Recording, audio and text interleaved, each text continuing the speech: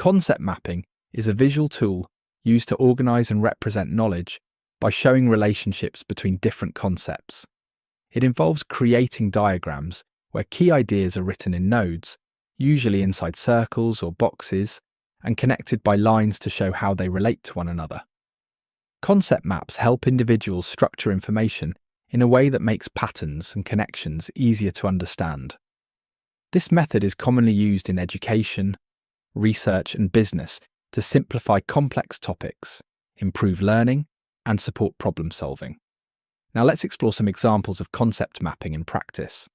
One example of concept mapping is its use in studying science, where students create maps to connect concepts like atoms, molecules, and chemical reactions. In business, project managers use concept maps to outline the steps of a project, showing dependencies between tasks. Another example is in brainstorming, where a central idea, such as sustainability, is placed in the middle, with branches extending to related topics like renewable energy, conservation, and pollution reduction. These examples highlight how concept mapping can be applied to different fields to visually organize ideas. Now let's consider some strengths of this approach. One strength of concept mapping is that it helps learners see the connections between ideas, making it easier to understand complex topics.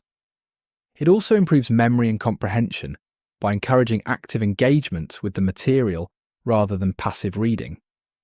Another advantage is that concept maps are flexible and can be adapted for different subjects, from history to mathematics.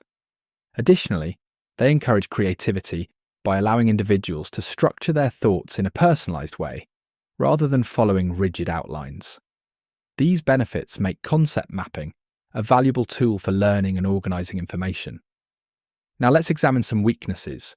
One weakness of concept mapping is that it can become too complex when dealing with large amounts of information, making the diagram difficult to read or understand. Another challenge is that creating a useful concept map requires some practice, as individuals must decide which connections are most important and how to structure them clearly. Additionally, concept maps may not be the best tool for subjects that require sequential steps, such as solving math equations, where a linear approach is more effective. Despite these limitations, other methods offer alternative ways to structure information. Now let's explore an alternative to concept mapping. An alternative to concept mapping is the outline method, which organizes information in a hierarchical, list-based format. In an outline, main topics are listed first, followed by subtopics and supporting details.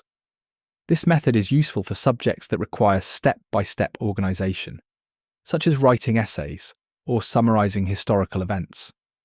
Unlike concept mapping, which focuses on relationships between ideas, outlines provide a clear and structured way to present information in a logical order.